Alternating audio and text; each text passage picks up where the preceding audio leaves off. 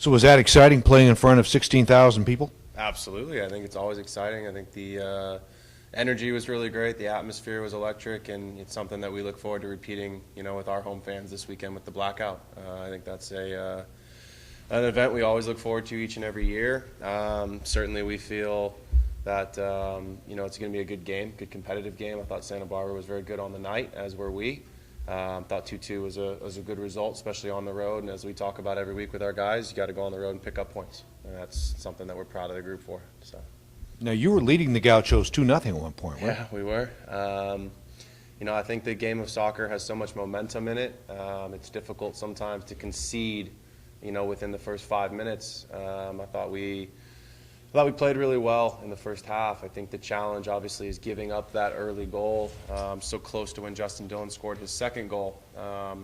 But at the same time, you look at our group and you say we still created enough chances throughout the rest of the match to score more goals and to win the game. I thought Chase Minter played particularly well again, as he has all season. But him hitting the post, I don't think that affected the game, but certainly had that gone in, now you say to yourself, you're up 2, even 3-0. That's probably enough to win the game. So, but it's still a good result. Proud of the guys. What do you expect from Sacramento State? We expect them to play. I think that they did a very good job last time. We had a very good open soccer game. We certainly expect them to play the very similar style. I think that they're looking, based on what we've seen in film this week, they're looking for their target striker a little bit more than they have over the last couple of games.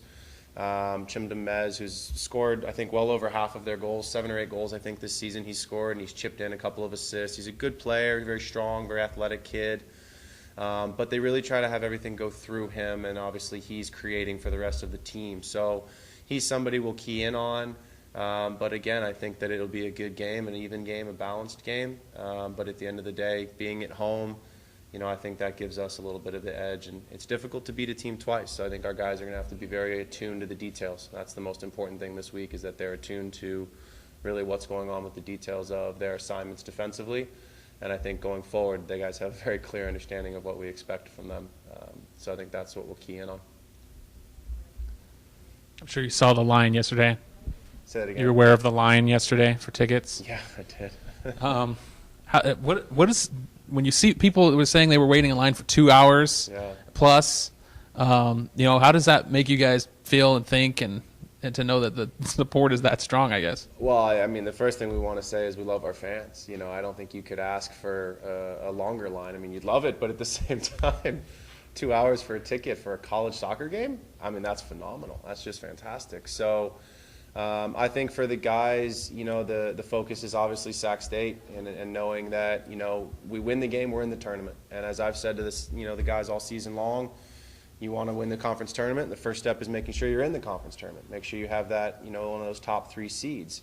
So I think the focus is certainly on tomorrow night, but there's no question we're excited for Saturday, and knowing that we did a good job last Saturday night at Santa Barbara, and to take a point from that game, knowing the return leg is here with our support and our crowd and obviously all of our friends and families, I think that's awesome. So, the students hopefully come clad in black. We're promoting the blackout as much as we possibly can. I think that's something that we're very excited about as well, for just that extra added bonus of electricity for the boys to come out of the locker room and to see the stands just, with the black T-shirts just all blacked out would be awesome. Obviously senior night, so that's very important to us as well. We certainly want to honor Steve Palacios and his commitment to this program. He's been a wonderful player for us for the last 4 years. But we're focused on Sac State. We have to be. Yeah, well, I just have to ask this, though. You played at Santa Barbara last match. Yeah. What's the biggest difference between playing there and playing here against them? I think the difference is the field size. You look at what they tried to do, and I think that they are assisted a little bit in terms of the amount of space that they have, which I think plays into our favor a little bit coming home. There's not as much space for them to use the width out wide.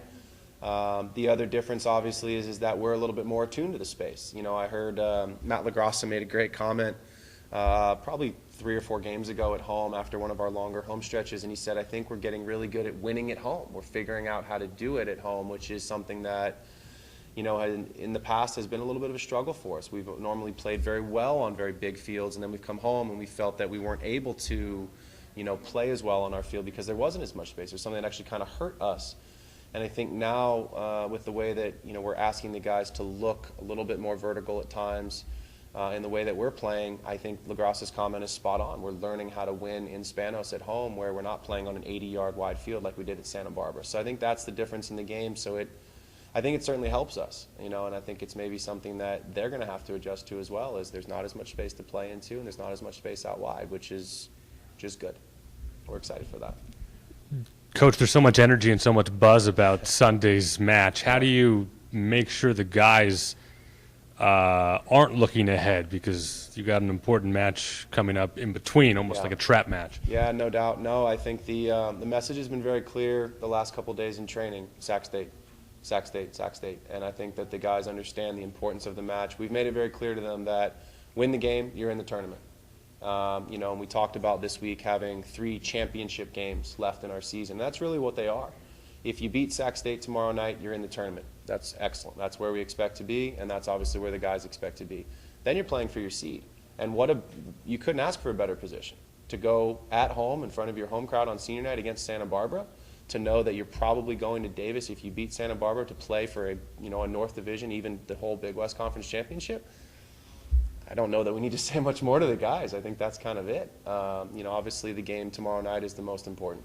And any guy that's looking ahead to Santa Barbara that's on our roster is not focused on what we're trying to do. And obviously that's to defeat a good Sac State team and make sure that we're in a good position going into that Santa Barbara and ultimately that last game against Davis on November 5th. I know you guys have been nicked up for a while now. Where are you at injury-wise? We're getting better. That's a positive thing. We've had a center back return to training. My hope is that he will be able to contribute some minutes tomorrow night. I certainly expect him to contribute some minutes on Sunday night, I should say, against Santa Barbara. That's something that we're looking forward to. Is he fit to start? No. But he is going to give us a break, which is going to obviously put some guys that are playing out of position into their more natural positions. But I really, I look at his situation, and I say center back and goalkeeper are probably the 2 most position-specific, players that we have to have guys playing those natural roles where I think other guys could fill in the midfield and even up front. But if you can get healthy over the next week before Santa Barbara and before Davis, I think you feel a lot better about your group, having Matt LaGrasse back into the midfield, maybe having an extra substitute in the midfield to give those guys who've played a ton of minutes a break. Our front line has been very healthy and very good all season, so we're very proud of that group, and the rotation's been very nice. I give credit to a player like Kip Colvey and Sean Dillon, who are not natural center backs, who've played center back for us the last couple of games, and they've done a phenomenal job. So at the end of the day, if you've got guys out of position doing well, I feel really good about us going forward, knowing that we'd have guys in their natural positions, and they know the responsibilities of the guys next to them now. I think that ultimately benefits our group in the long run. Any more questions for Coach Ruskin?